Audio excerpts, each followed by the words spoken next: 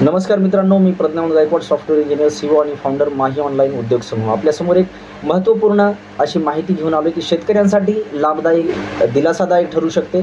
शेतकऱ्यांच्या बँक खात्यामध्ये अतिवृष्टी अनुदानाचे पैसे जमा होण्यास सुरुवात झालेली आहे. तर हे काय नेमकी इन्फॉर्मेशन आहे आणि ही माहिती कशा पद्धतीची आहे, या व्हिडिओच्या माध्यमातून आपण सविस्तर आढावा घेणार आहोत. परत कवी चॅनलवरती आपण नवीन असाल तर कृपया चॅनलला सबस्क्राईब करा आणि बेल आयकॉनला मात्र प्रेस करायला विसरू नका. अशाच प्रकारचे नवनवीन माहिती मी तुमच्यासाठी घेऊन येत असतो.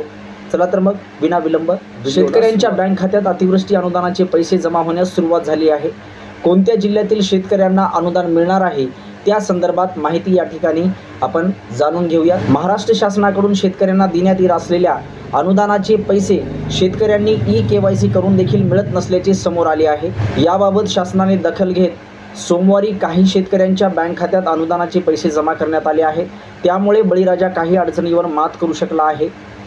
त्याचबरोबर ई-KYC केलेल्या शेतकऱ्यांच्या खात्यावरती पैसे का पडले नाहीत आणि ई-KYC केल्यानंतरच पैसे खात्यामध्ये पडणार आहेत, ही महत्त्वाची अपडेट या ठिकाणी महाराष्ट्र शासनाकडून देण्यात आलेली आहे. महाराष्ट्र शासनाकडून शेतकऱ्यांना 2023-2024 मध्ये झालेल्या नुकसानीचे अनुदान जाहीर केले आहे. अंबड तालुक्यात जिरायतीसाठी हेक्टरी 8,500 रुपये, तर फळबागासाठी 22,500 रुपये देण्यात येत आहे.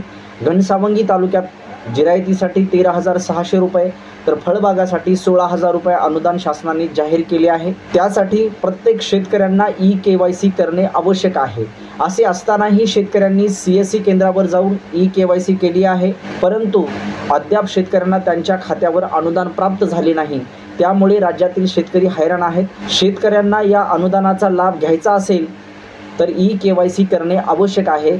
त्यामुळे शासनाने सांगितलेल्या संकेतस्थळावर जाऊन शेतकऱ्यांना योजनेचा लाभ घ्यावा आणि संकेतस्थळावर जाऊन आपण ई-KYC करून घ्यायचे आहे.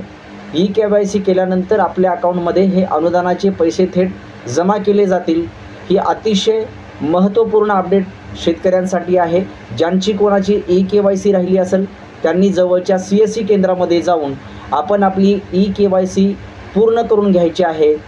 तद्वतच आपल्या अकाउंटमध्ये काही दिवसानंतर ते पैसे जमा होतील. म्हणजेच ई-KYC करणे हे अनिवार्य आहे. हे शासनाच्या माध्यमातून आपल्याला वारंवार सांगण्यात आलेलं आहे. तरीही काही शेतकरी या लाभापासून वंचित असतील तर त्यांना कृपया एक विनंती वजा आवाहन आहे की त्यांनी ई-KYC करून घ्यायचे आहे आणि ई-KYC केल्यानंतर आपल्या थेट खात्यामध्ये ही अनुदानाची रक्कम जमा करण्यात येईल. नक्कीच हा व्हिडिओ आपल्याला आवडला असेल तर प्रत्येक विचारावरती नवीन असाल तर कृपया चॅनलला सबस्क्राईब करा आणि बेल आयकॉनला मात्र प्रेस करायला विसरू नका.